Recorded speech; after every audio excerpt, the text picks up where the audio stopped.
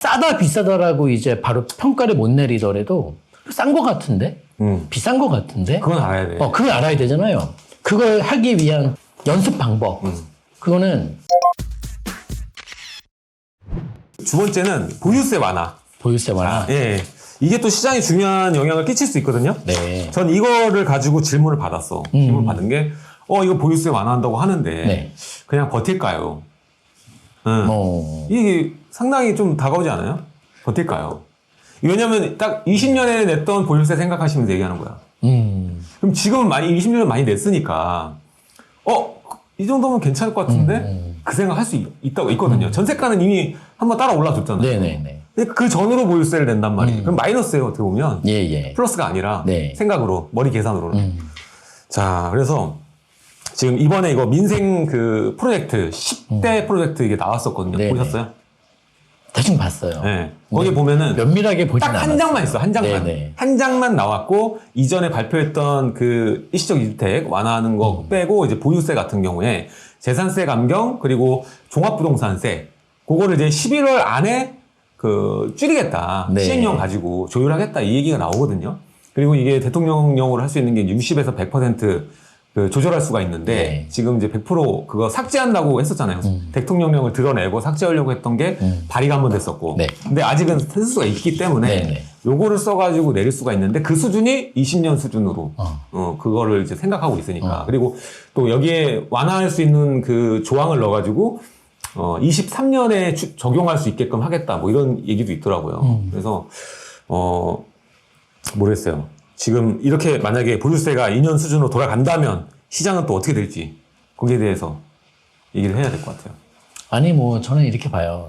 지금 당장 정부에서 보유세 인하책을 발표하는 그 내용과 시점, 네. 저는 사실 조금 관심이 저는 좀 낮고요. 없다. 별로 없고, 제 관심사는 그냥 이거죠. 어찌됐든 방향성은 우리가 확실하게 이해를 했잖아요. 준다. 네. 줄어든다. 네. 그래서 최근에 이제 상담을 했는데 이런 분이 계시더라고요. 오셨어요. 근데 저는 그분의 자기의 어떤 계획이 너무 와닿더라고요. 그분이 이미 부동산이 다주택자세요. 그런데 매입 임대 사업자를 내서 이렇게 빌라를 한 통을, 통건물을 꼭 빌라여야 돼요, 그분은. 다세대 통건물 한 대지 한 100평, 80평 되는 거, 한 18세대, 20세대짜리를 사고 싶다. 제가 말씀드렸죠. 근데 종부세가 일단은 지금 당장 바뀔 게 없기 때문에 많이 나올 겁니다. 하니까 하시는 말이, 일단 2023년도는 한번 두드려 맞고, 24년도는 자기가 많이 줄어들 것 같대요. 뭐 이렇게 돌리는 거네. 그렇죠. 그러니까 24년도 4월 달 총선이 끝나고 나면 2년 계획 잡는 거네요. 네, 2024년도 6월 1일 기준으로는 종부세가 엄청나게 줄어들어 있을 거라고 자기는 보는데요. 저도 그렇게 봤거든요. 그래서 23년도에 운 좋으면은 종부세를 확 줄이고 아니면은 23년도 한번 내줘 뭐 이렇게 얘기하시는데 이분은 찐이다. 이분은 찐이다. 공격적이다. 공격적이고 판세를 읽는 거예요, 이분께서. 그래서 이분 왜 왔지? 아무튼 간에. 그래서 저는 추세가 당장 우리가 올 하반기 또 내년도 23년도 뭐 이게 중요한 게 아니라 윤석열 정부가 이제 배가 이제 곧 방금 출항했잖아요. 확실한 것은 5년 내내 감세 정책은 계속적으로 나올 것이다.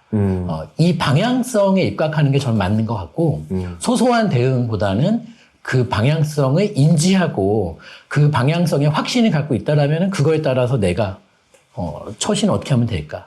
이렇게 보시는 게 전 맞지 않냐 싶어요. 그럼 만약에 그 생각 통으로 생각하시면은 차라리 뭐 땅 사고 건설 임대로.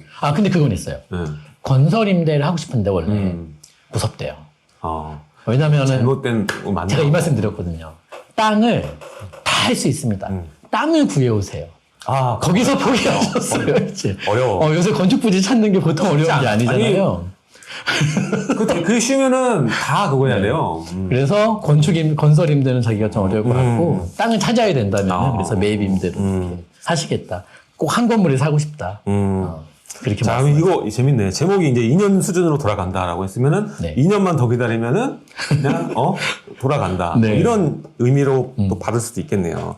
자, 앞으로 또 뭐 이번에 지방선거 뭐 결과를 뭐 보셔서 알겠지만은 이제 이전에 대했던 불만들이 어느 정도 이렇게 나온 시기가 아니었나라는 생각이 네. 들거든요. 그래서 사실 이제 올바른 방향으로 부동산 정책에 관련해서는 네네. 올바른 방향으로 가야 된다는 생각을 하고 있는데 과연 이게 속도가 네. 굉장히 중요한데 2년의 기간 동안 얼마나 풀릴지 사실 모르겠다라는 네. 생각이 많이 들어요. 또 이번에 경기도는 또 파랗게 됐잖아요. 네. 그렇죠? 그게 또 하나의 관건이 아닐까. 또 여기에 나온 게 공급량을 늘리는 건 맞는데 또 공공주도 얘기가 나와요. 왜 이렇게 공공 좋아하는지 모르겠어요.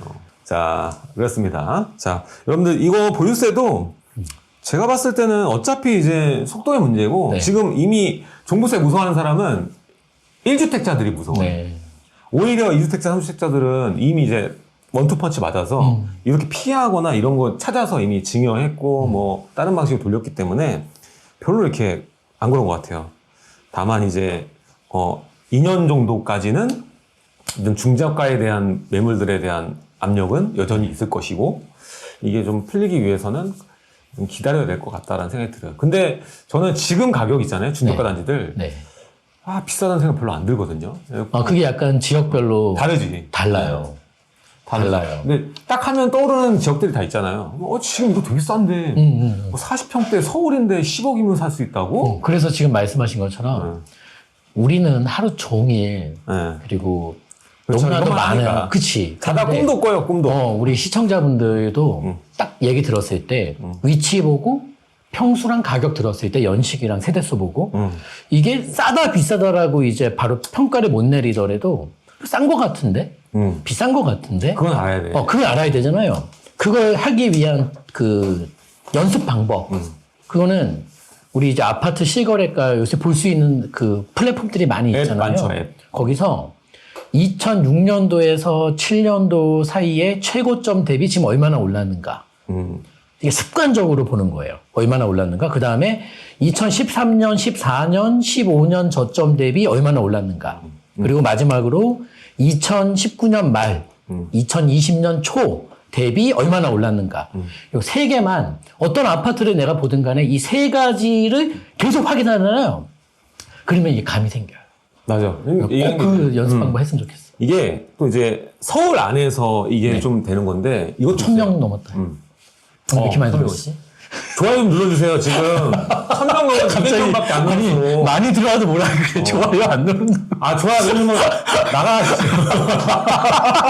아니 안 들어오면 안 들어온다 그러고 이제 예. 자, 근데 그것도 있어요. 이게 중간에 변수 네. 있잖아요. 네, 교통 네, 때문에. 네. 그러니까 그것도 입각해야 되니까 부동산은 쉬운 건 아니야, 사실. 네, 네. 왜냐하면 형 말처럼 이렇게 해서 단지들 출연할 수 있는 단지가 있고 중간에 이런 그 GTX 호재 때문에 뭐 떴던 지역들 예를 들어 최근에는 뭐 왕십리역이라던가 뭐 청량리 일대 위에 또 도봉 그 창동 일대 이런 데 보면은 다 틀리거든요. 그러니까 판단할 때 그냥 여러분들이 그 전체적인 이런 그 과거 사례도 보고 그리고 최근에 이제 GTX 라인으로 했을 때 그 지역을 뜯어서 네. 그 지역에서의 가격 차이를 보면은 네, 좀 더 이제 확실하게 그 차이를 좀 알 수 있지 않나 그런 생각이 듭니다.